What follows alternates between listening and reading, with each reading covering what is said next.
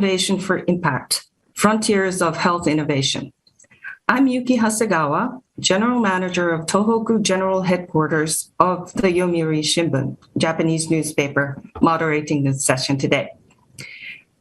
In this session, we will explore the latest technologies, innovations, and trends in the health industry, which is expanding with accelerated pace in various fields. Well, as we face an unprecedented COVID pandemic, there is a growing interest in improving public health and longevity. So where are we? Where are we going? And what can we all expect from the developments? So over the next 40 minutes, we will hear from health, technology, and business experts on the state and frontiers of health and medical industry, and what role China's health industry, which has become second after the United States, could play in the future of healthcare. So I would like to introduce our distinguished panelists for our session. First, Ms. Chun Wu, Managing Director and Senior Partner, Boston Consulting Group, Hong Kong. Mr. Dan Brindle, President of Novartis China. Ms. Gong Yinyin, Chief Executive Officer, Chairwoman, and founder of Yidu Tech. Dr. Liu Jiren, Chairman of Newsoft. Thank you all for coming. So there will be a simultaneous interpretation provided in Chinese and English throughout the session. So please select your language of choice by clicking on the globe interpretation icon at the bottom of this window.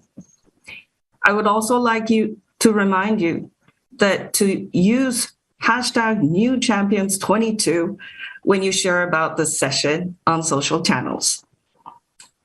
So let us start the discussion.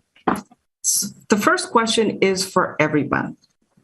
I would like everyone to tell us, to paint a picture for all of us, what kind of healthcare and medical technology and services that people could be enjoying in 10 years, but not today. So can we start with Dan on this question? Happy to. Thanks, Yuki. Maybe provide a little bit of context for my perspective on this. You know, innovation in medicine and health is very high risk, extremely low odds of success. On average, 1 out of 10,000 molecules actually makes it to market. It can take 10 to 12 years, $1.5 to $2 billion to bring a new medicine to market. And then out of that, only 3 out of 10 are probably going to make enough money to actually earn the investment. So the sunk cost is huge. It's not for the faint-hearted. But advances in technology is accelerating. And, I'm optimistic about the future of healthcare. If I think about this, I think it's going to be increasingly patient-centric, precision medicine, very personalized and even customized, and I think increasingly curative as an aim. It's going to be about adopting new technologies, and in doing this, it needs to advance science. Hopefully enhances productivity and helps control spending, because that is a big issue, and then collectively to improve patient outcomes. So technology is going to be the platform. It's going to be the driver to advance radical change. I think for chronic disease, we're going to see things move from being more treatment-oriented to more light management. And I could give you some examples if it would help. But really getting into, the aim is curing disease. And I think that's really where we're trying to go. And then maybe just a quick comment, on the public health scene. I think the last few years has taught us a lot of lessons. And I think it's important that, as we all collaborate to try to find solutions, governments also have to collaborate and work together to manage these issues. And it's important that academia and industry and all other stakeholders play a role in that. So maybe I'll stop there. I'm optimistic about it, but it's going to be a challenge. Okay, thank you. So, Chun, maybe you could answer on this question? Thanks, Yuki. Well, Dan being very practical and optimistic, allow me to be a little bit dreamer. In 10 years or maybe a little bit longer, I think each of us will have an avatar or digital twin. It is made up from all the layers of data related to health, from my genome to the proteins that are functioning properly or improperly, to the blood pressure and the hormone change picked up by the wearable devices, and to the food and exercise and the sleep information that's synchronized from outside. And she will not only have my data, but also data from you, people like me or not like me, as a training set to feed the algorithm. So what this is avatar for?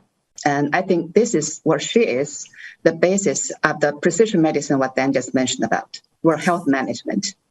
So my avatar will tell me that I need to have vitamin D supplement now at 2000 IU due to lack of sun exposure in the last 3 weeks, or I'll have my bone density decrease and my fracture risk will increase by 10%. While your avatar may help you to identify which diabetes drugs that work better for you, given your genes and the diet and exercise pattern. And I think our avatar will also help surgeons and the physicians will treat us better. They can operate on our avatars in the metaverse and to discuss with us and decide together on the optimal treatment plan and minimize the side effects. And I think the avatar will also help pharma companies like Novartis and meta companies like Neurosoft and to conduct clinical trial much faster and safer. Not only they can quickly scan and recruit the right patients for these trials, but also can conduct a virtual control arms without actually delivering the drugs or placebo on us as a controlling group and as a physically. So hopefully that paints a picture that we can realize in 10 or 20 years. Okay, thank you, Chun. So there was a mention about Neurosoft. Maybe Dr. Liu, can you tell us about your picture? 大家好，首先呢，我认为这个问题可能不同的国家、不同的区域会有不同的答案。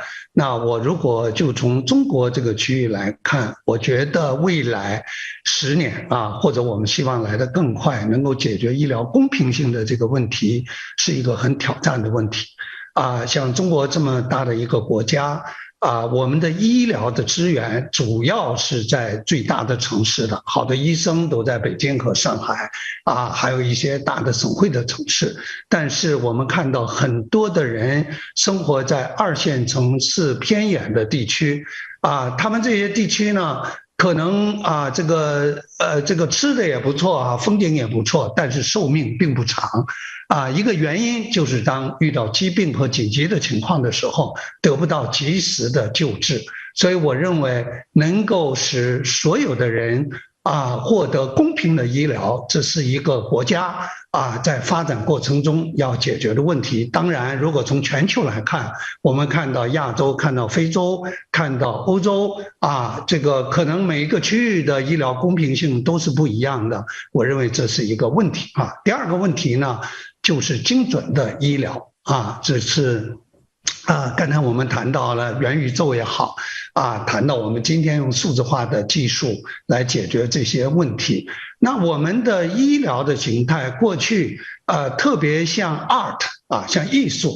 也就是说，我们每个医生有一点像艺术家他们呢每个人的看法都不一样，每个人看一个病的时间、质量用的方法论都不一样。那如果是这样的话，我们就没有所谓的公平性。所以，如何把医疗的过程从 art 变成一个工程就是从个性变成一个平台和一个系统，我认为这是未来在我们科技需要解决的问题当然这个工程化的过程才能带来对医疗费用的精准控制，对看一个病用多少时间这个用什么样的这个医疗路径这个方面才能得到更好的解决这就依赖于元宇宙也好依赖于人工智能也好，大数据的技术也好但是我们服务的目标是清楚的，也就是我们需要用确定的度量方式来看待一个疾病的治疗过程，而不是一个随机的一个过程。谢谢。Thank you, Dr. Liu. So last but not least, Yin, do you have any comments on this picture in 10 years? Thank you, Yuki. I actually think about, the future a lot. But, I always think that when you talk about the future, you want to talk about the past, right? So when I started thinking of, start up my own company in 2012, I was quite young and I wanted to find something I want to do for the next 30 years. So the next 10 years is actually within my thinking scope. And so in 2012, when I was thinking about starting a company, people don't talk about big data, AI a lot in 2012, and a lot of people think that in 10 years, it probably take 20 years to build a public health platform. And but here we are, right? So gradually you face difficulties every day, but you get there. Right. So, but the journey was very tough. And, between 2014 and 2018, without a penny of revenue, we actually invested more than $100 million on something called the eDO Core. So that's the data infrastructure that enables, raw data to usable data to computable data to to knowledge graph and disease knowledge graph, and then you can build AI and algorithms on it, and then you can use those AI to, on top of those use cases. And after 2018, we have the technology, and quickly we adopt our AI into 3 major use cases, which is the data infrastructure for public health management, which is used by tens of cities now. And the second one is what Dan talked about, the drug developments. So we already work with 260 research institutions on hundreds of molecules, either for drug developments, real-world studies, or post-market studies, and with AI and with data technology, it's just more efficient. And for some of the molecule, you can bring down the cost by 60%. But for some of the molecule, we're just useless. And so that gives us a lot of work to do for the next maybe 10, 20, 30 years. And the more data you get from the sensor developments, the more analytical capability is required for your central system, and hopefully that eventually it's going to get cheaper and cheaper. A lot of rare diseases are not rare anymore because even there are 10 patients out there, we can still deploy enough science brain into those 10 patients in the planet. That's probably maybe 20 or 30 years, not 10 years. But eventually, once you change research and developments and the supply of the medical, then you change efficiency and experience eventually for healthcare services, right? And payments. So I think that, our mission is to make value-based precision healthcare accessible to everyone. And it's not going to happen overnight. And I gave myself 30 years to do that. So I'm going to be around for a while. And hopefully in 10 years, drugs going to be cheaper, experience going to be better, more disease getting cured, and we'll all live longer. Okay, thank you very much. So the second question is related to what we discussed, what you discussed. You've already mentioned some of the technologies that are key to these developments, but Yin, what do you think is primary? What's the most important kind of technology that would, what you said about this, the next 10, 20, 30 years, what will be the key? What do you think will be the key? When I entered this industry, I thought I'm going to find a group of really, really smart, intelligent people and just going to, save the world and cure diseases. And then you realize this industry really already has the smartest portion of the brain on the planet trying to solve the hardest problem on the planet. and you actually realize that it's a systematic problem, because just any operation, you need a good anesthesia, you need a good medical equipment, you need a good drugs, you need a good doctor, you need a good group of doctors and physicians and nurses and so on and so forth. So it's a lengthy process, and I've talked to academians around the world, and everybody is working very, very hard, and they were all trying to solve. They all have a grand dream, but they all work on a very small problem. So there is no one technology that I think is super, super important. I think working together, solving that one little problem, and that maybe on the sensor, maybe on the storage, maybe on the transfer, maybe on the analytical, is something that we actually have to work together. Okay, thank you. Can I also ask Chun from maybe more from the business side on this issue? What are the key technologies that could bring the future to us? We've been working with a lot of companies and also hospitals to bring not only the success of the products like pharma drugs or as Dan mentioned, more curative treatments and equipments. Like Mr. Liu mentioned about the market access, as well as Ying talk about AI in the healthcare.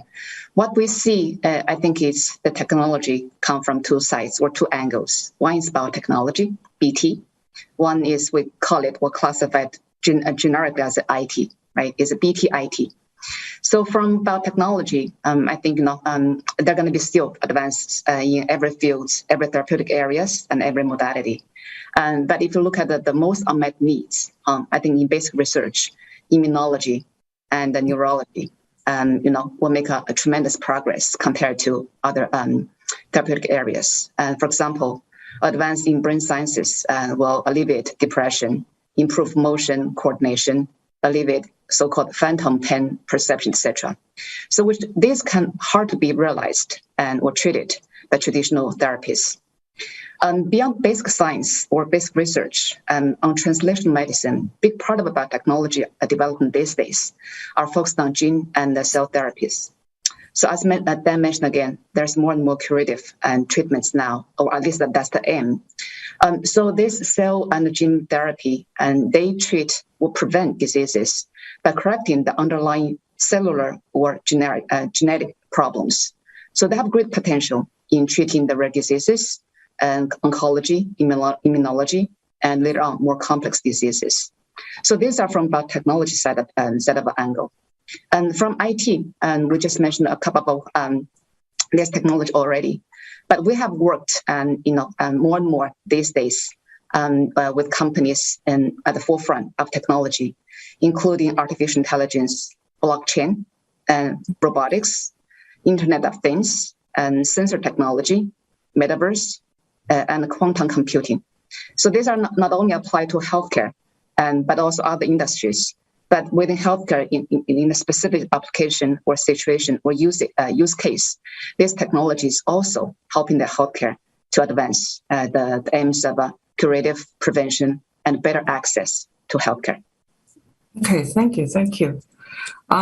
So we'll just go to the challenges. We're talking about hopes and the possibilities. Now we go to the challenges for this industry. Dan mentioned that it takes a lot of cost, trials in developing new technology or new medicine. So what are the challenges? What are the major challenges that's hampering the breakthrough of this technology? Dan, could you start on that? Yeah, maybe I'll kind of group it into a couple of areas. I mean, I thought Chun and Ying gave a really nice kind of frame for this. But I mean, if I think about RNA technologies, cell and gene therapies, and other advanced therapies or technologies that are leading to breakthrough innovation, transformative new medicines, it's happening. And think about it. I mean, when the pandemic set out for vaccines to be developed within a year is really pretty remarkable. I mean, these things take many years, but it also brought mRNA technology to people's attention. And I think, one of the interesting things about the pandemic is that when you're in an urgent situation, it forces regulators to also think differently about things, and they have to make decisions faster when they may not necessarily be as comfortable with doing that.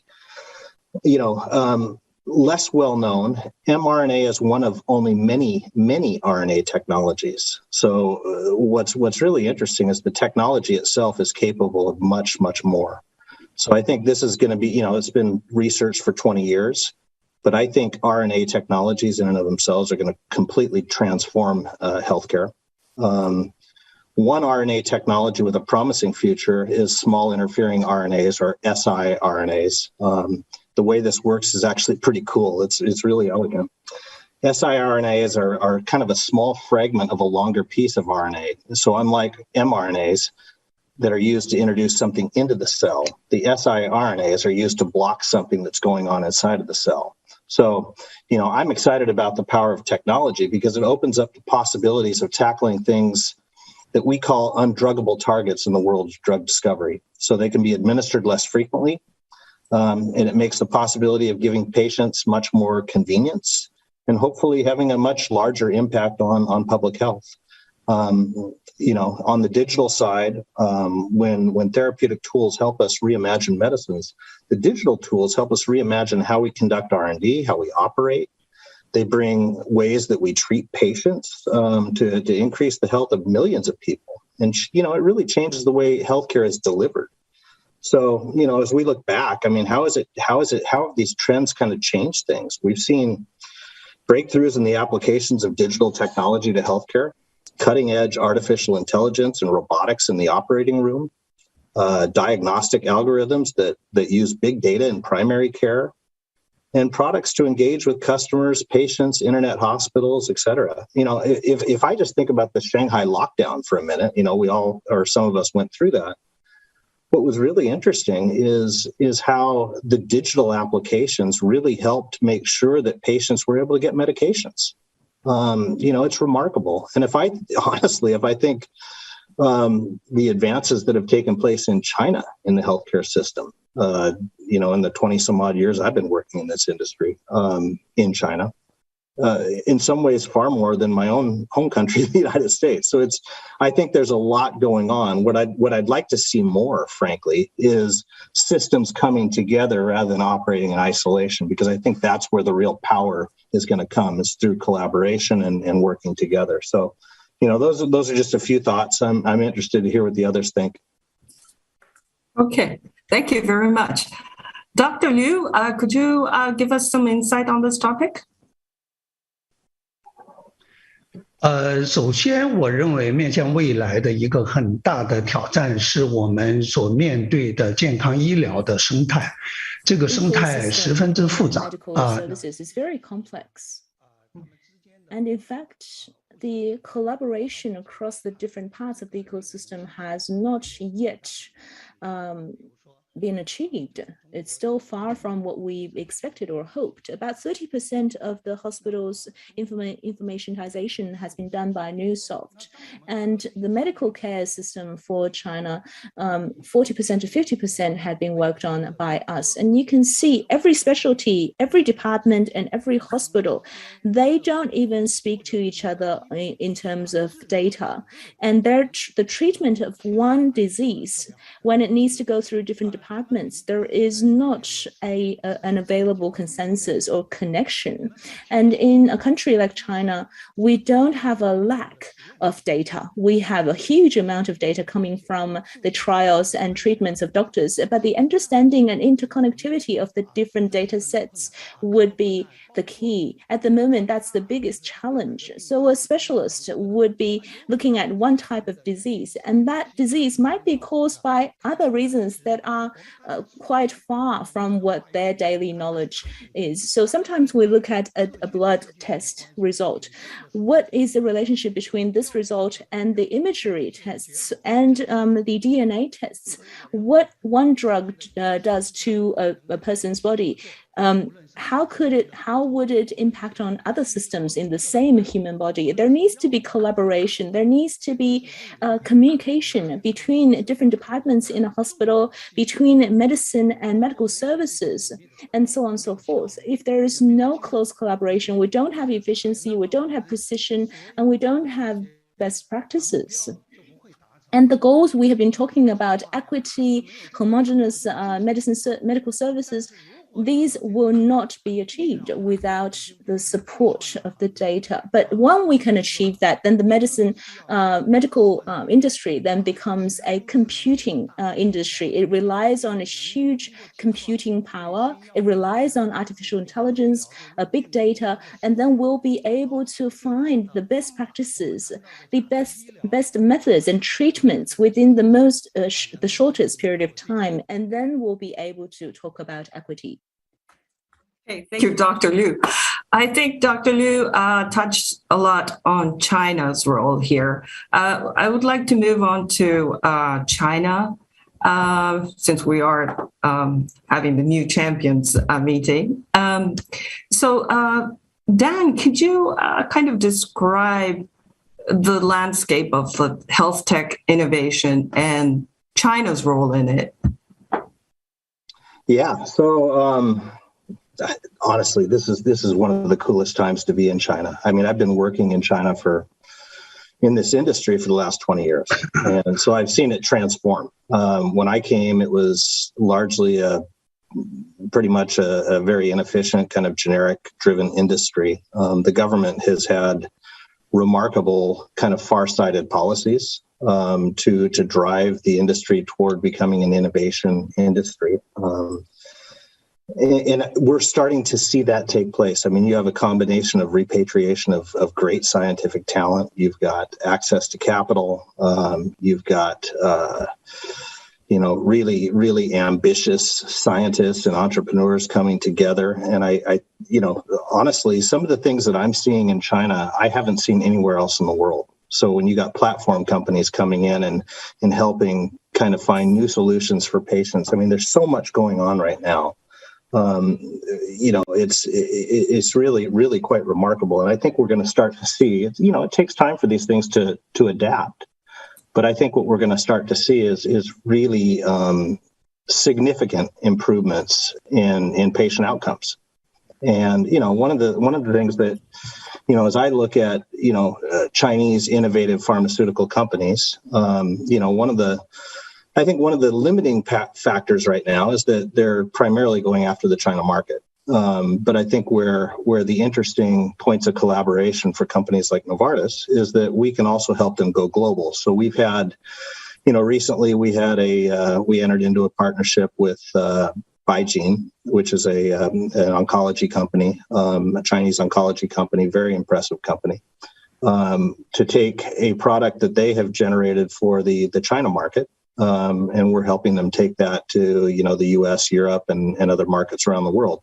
So I think there's the interesting thing about this is it just creates so many new opportunities for working together and partnering models. And I think there's, again, I'm very optimistic about where it's going. So thank you. I don't know if that helps. Yes, thank you very much. How about Chun? I'm sorry, I was going to ask Yin about this because it's a technology thing. How do you see China's role? I think, we have an aging population problem, right? And it's growing fast. And so other than us working on using our core technology for drug development, which is a very big part of our business. The other part of the business is the complementary insurance that we work with the China equivalent Medicare. And we have launched that business 2 years ago. And now we have 16 million people under that program in Beijing, in the key cities in China. and because of there's a lot of pressure on Medicare, and hopefully with our complementary insurance that we work with the city government, that we can have we can release that pressure a little bit. But the insurance that we offer is very, very cheap. So in Beijing last year is something called 195 yuan, which is very low. So that requires us to do very precise design of the insurance products, as well as you need to reduce the cost for underwriting and the claims. So which also needs a lot of technology. So in Jiangsu, to manage 3 million people, we process, I think, something tens of thousands of claims. With our system, we only have 4 people, right? And with the system, so I think to answer your questions, we are trying to be as innovative as we can, and to make value-based healthcare more accessible to the public, to as many people as we can, and that includes on the supply side that you need to solve the R&D problem, being too expensive, inefficient, and so on. But on the payment side, you also need to work with insurance companies, Medicare, to be innovative about payments, right? So I think China being so big, and it gives us the market and the opportunity for us to be innovative and to try. And so I hopefully that we can find a new pathway, and hopefully that will be helpful for other countries. Okay, thank you. So we're talking about this health technology. Dan mentioned about how it's been in the past in China. Dr. Liu, could you give us an insight on how health technology innovation evolved in China for the last few decades? The Chinese medical technology innovation has evolved with the overall growth and development of the Chinese society. We have been fortunate from day one. We have joined that process. In the very early days, there has been paper-based personal medical records, and then we put in IT systems, and now medical devices in China in the past relied on importations from other countries. China was a poverty-stricken country. We didn't have a lot of foreign exchange. We could not afford foreign medical devices. So we started to build our own CT scanners and MRI scanners. And then later on, with the IT infrastructure, it enabled the national Medicare. So we started to work on the cost control of Medicare. So we then had other technologies that were developed. We wanted to try to make medical services more equitable. We started to work with more hospitals.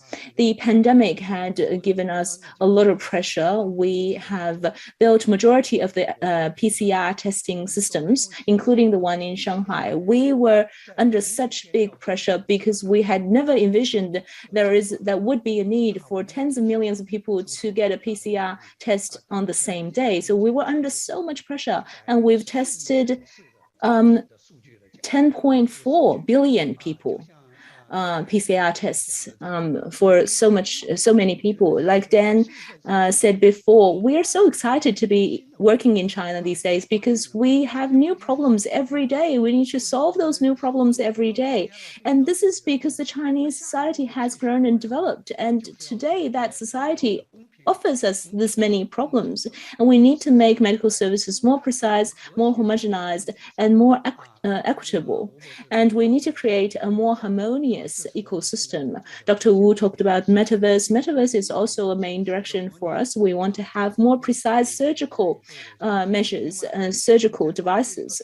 At the metaverse level, we're also helping Chinese cities For example, we have the data of China's Medicare. We built the Medicare system for majority of the cities, or 40% of the cities, and we have a huge amount of Medicare data.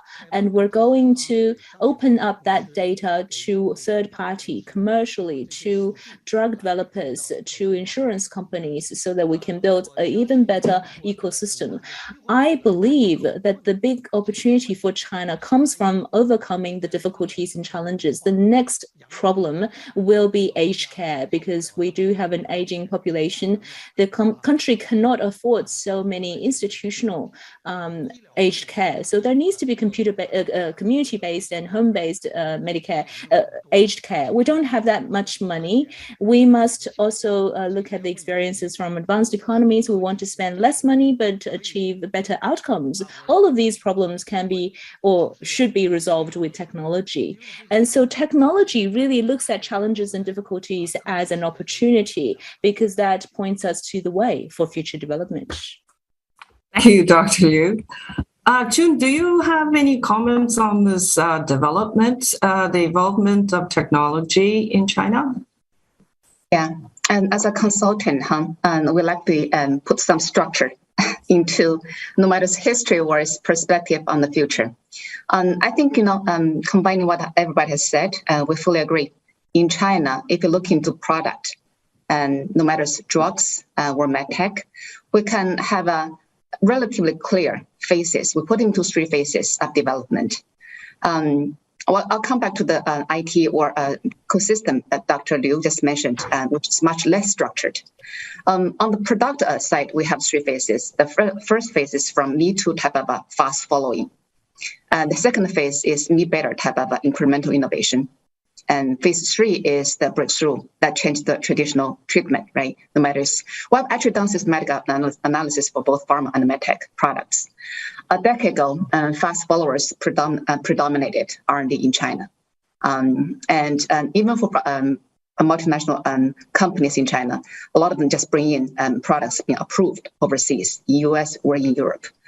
But in 2021, 20% of Chinese pharma pipeline already beyond fast following.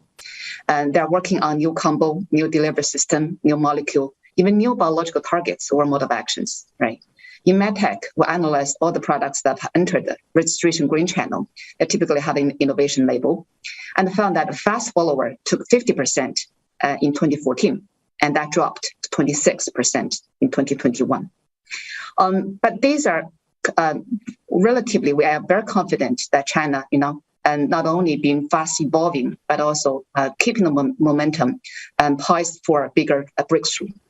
But once we come to the IT system, I think it's much less structured, is because, number one, given the size and given development speed, China has nobody to copy or to learn from, right? We have the universal coverage, which is actually both 1.4 billion, everybody's covered insurance, but the coverage is quite low. And China has the biggest number of internet users globally, right? So at the same time, our data isolation at a hospital or at a clinical level is also at an early stage. So how to really to advance in this very complex ecosystem and to reach not only the top of the pyramid, have the best treatment, and no matter drugs or medical and treatments, at the same time, the whole population get equal access to adequate medical care. I think it's not only a technology question, but also a social economic question as well. Thank you. We talked a bit about COVID pandemic. June, can I just follow up on this issue of this pandemic? Do you think it accelerated this development of technology, and how do you think it affected? Yeah, well, sure. And actually, we have done a global, because China and the rest of the world, actually experienced the COVID in the last 3 years or so in different pace and different intervals, right? So in our global study of how pandemics changed the industry of healthcare, we actually found, 3 ways of, really almost benefited, but definitely changed how we treat our patients.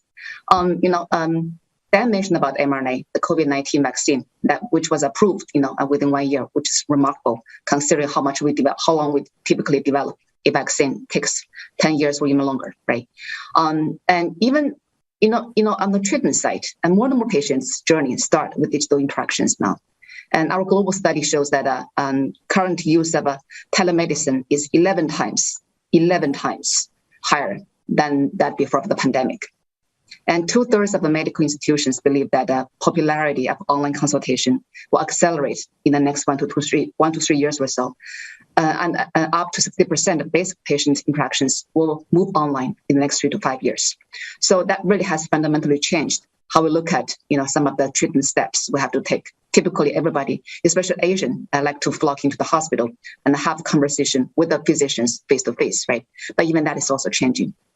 And there's also set of care shifting from hospital and clinics to the community and to home.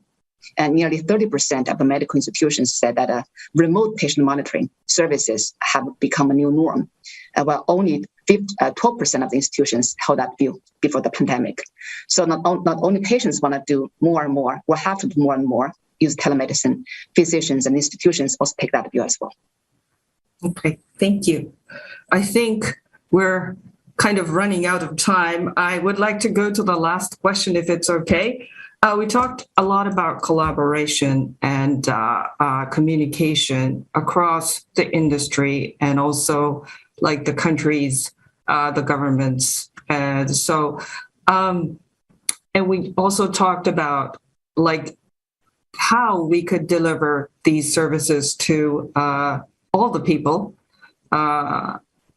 So the last question for everybody,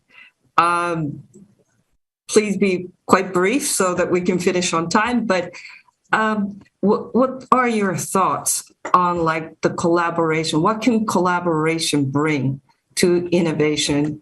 And also, what do you think is the best result out of this collaboration? Can we start with Yin? I think, after working in the healthcare industry for those many years, collaboration is a must. It's not what it brings. Every molecule that we use and every new therapeutic that is on the market, it takes a lot of collaboration, right? And either academia, policymakers, scientists around the world, and production method around the world, and the factoring, CFDA, and it's everybody. I think that is a must-have, and if we want to solve the problems of aging population and cure cancer and solve a lot of rare disease problems, accessibility problems, and pandemic, we need a collaboration, and that's through different industries. Like within our company, the physicians and doctors need to work with our data scientists. Data scientists need to work with our engineers, and our engineers work. So within the same location, but also that we also work with many universities around the world, and to solve the problem that we're facing. So it's a must-have in my daily life. Okay, thank you. Dr. Liu, briefly, can you give us an insight?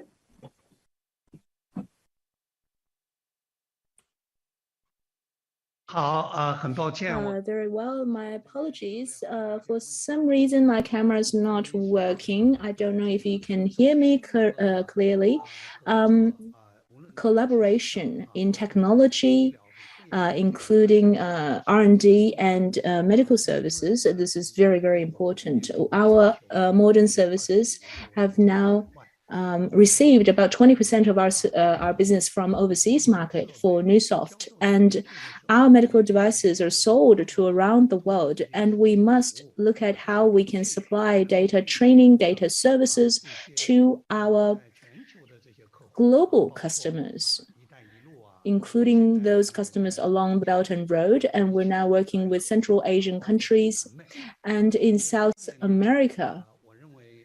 So in all of these aspects, I believe as China's medical devices and medical technologies go abroad to reaching other corners of the world, we must work with local medical institutions in the host countries. Thank you. We're really running out of time, but Chun, do you think you can give us an insight on this? And 2 words, 2 phrases. First, customer-centric, which promotes disciplinary collaboration. Number 2, global perspective. No matter for Chinese companies going global or multinational companies looking to China, I think the cross-border collaboration is a must to reach the benefits of the global population. Thank you. And Dan, could you kind of round it up? Well, I'll tell you, I think everybody said exactly what needs to be said. I mean, for me, the thing about this is it's not just industry, it's not just academia, it's not just government, it's all working together. And I think when they work together and apply and share information, we see great results. And when they don't, we see where it kind of breaks down. You know, Ying talked about how, you know, in this field, you're taking some of the most brilliant minds to the equation. But when you bring them country by country together, and bring that collaboration, the outcomes are absolutely amazing. So, I think we have a great future ahead of us. Thank you. Thank you all for joining us to this session. We don't have much time. My key takeaway, I must say, is that we can be optimistic because of this collaboration to bring everybody the services that we need. And I don't have much more time to elaborate on that, but thank you once again for everybody. And thank you to all the audiences around the world. I hope you had a very good insight. If you're sharing anything, please don't forget to use hashtag #NewChampions22. Okay, thank you again. Goodbye. Thanks, Yuki. Thank you.